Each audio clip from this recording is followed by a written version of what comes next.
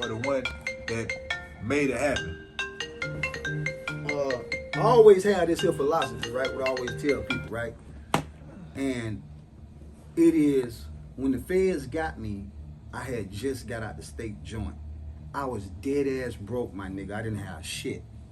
Got caught up in this situation and got indicted. You were not 6 months, was it? I was probably about 5 months, bro. Right. And I got caught up with this federal shit.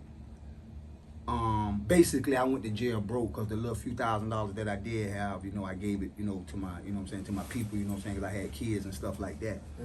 But I lived like a king in there, man, if it's any such thing as that. Because what people don't realize and what people don't understand about when you in those places, and like, especially when you're in a federal pen, that's a world inside of there. It's a world inside of the world. Yes, we have money. We have an economy in there.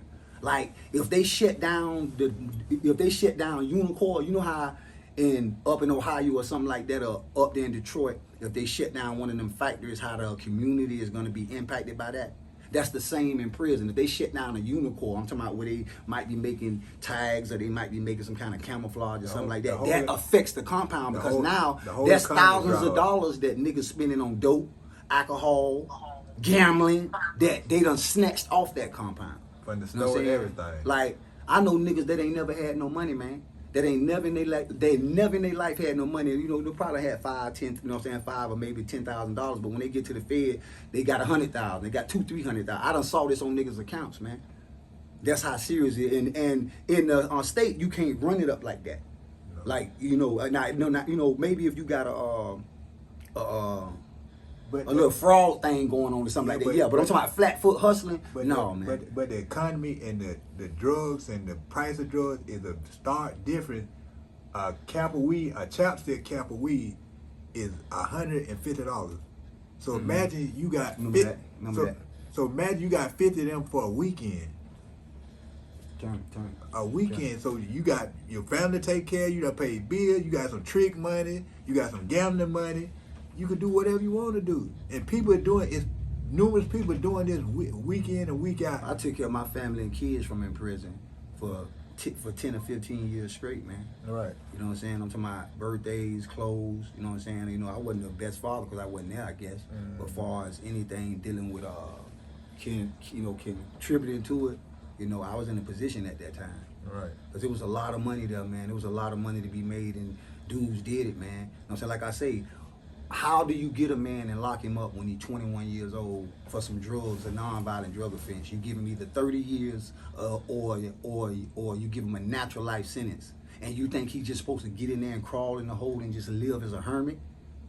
Fuck no. He got, you know what I'm saying? Fuck no. But Ronnie Redd. But think about how many people we done seen, you might have seen this too, KC, that couldn't withstand the pressure of just have the time and the weight of the world on their bike and just fold up and turn to a bug and just lose it. Yes. Just lose it. They don't got no ambition. They ain't going to the law library trying to get out of jail. They ain't doing nothing. They just sitting there they just here.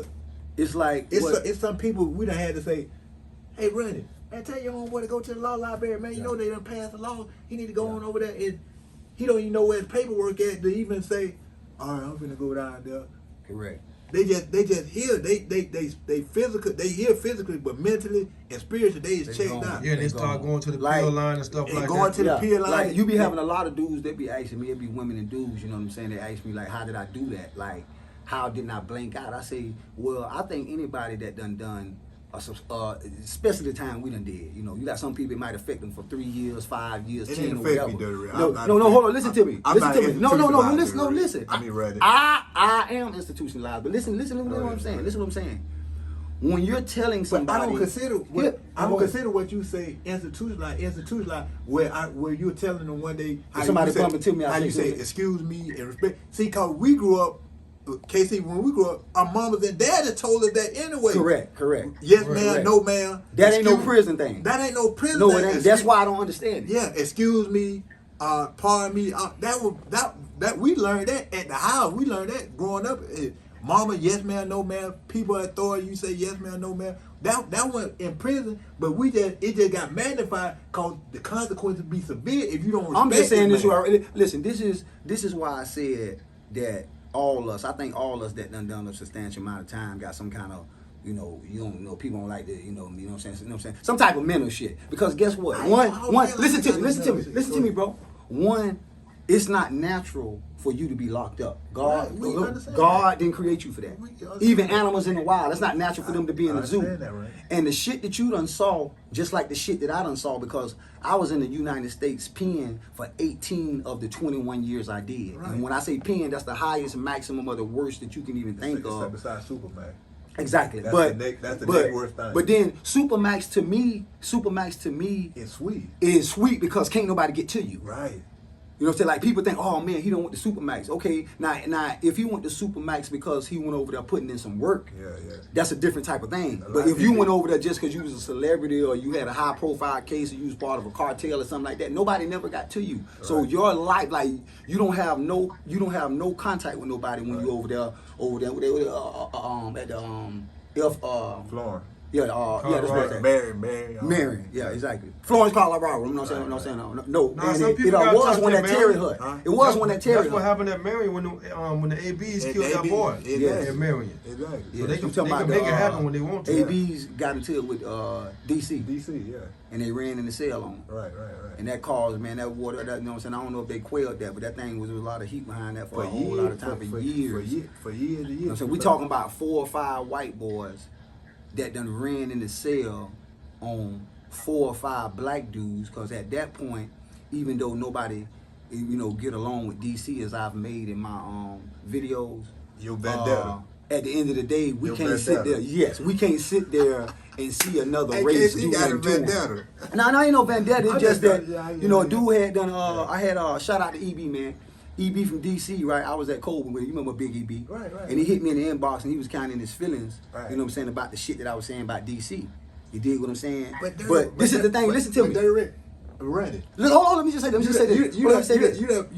We done ran into dude. We done been with these dudes. No, listen to me, so I won't lose them. Listen to me. Right. So EB hit me in the DM and he said, "Well, Slim, if you gonna tell the truth, go ahead and tell the truth. Like you making it seem like everybody from DC was on ass, right?" Yeah. And I said, if you go back and look at that video, I said that Florida, I said goddamn New Orleans, I said all the in-betweens. I said, I ain't just pointing them out, but I said you had some niggas that was into it more than others. And DC was, if you want to just keep it real. And can't now nigga from DC get mad at me because when I came to the Fed in 2002, I was there with that Lawton crew, buddy. The one that was behind the wall. Right. So yeah, The reason why they closed that bitch down, like all this new DC shit that's came, that's some new shit. I was there with the Whiteys. See. I was there with Whitey. You remember Whitey? We got to put names on it, but this is what I said. Shout out to Whitey, man. You saying the new generation? He was a stand-up dude. You saying the new generation, the DC dude, they got more style and finesse, and they ain't under the old guy. But I can still spot them. I don't give a damn. I can spot it. Spot where? Them goddamn niggas from DC, I can still Okay, spot them. I got love, man. I got love for y'all too. We know they dress code is. No, it ain't just dress code. It's the way they look. You know how you can look at a Haitian or a Jamaican and say that motherfucker Haitian or that motherfucker Jamaican? Let's keep it real. A DC nigga walk through that door. Oh man, God, that nigga DC, bro. You can't. Me personally, now the new generation. My name is DC, Ronnie Redd. You keep saying that. You got to put that in your head. Ronnie Redd. The other guy buried him, man. He did gone. You know, he got me in a lot of trouble. You know what I'm saying? But Ronnie, the new generation, of DC dudes, they different. So you won't know they from DC until you actually interact with and you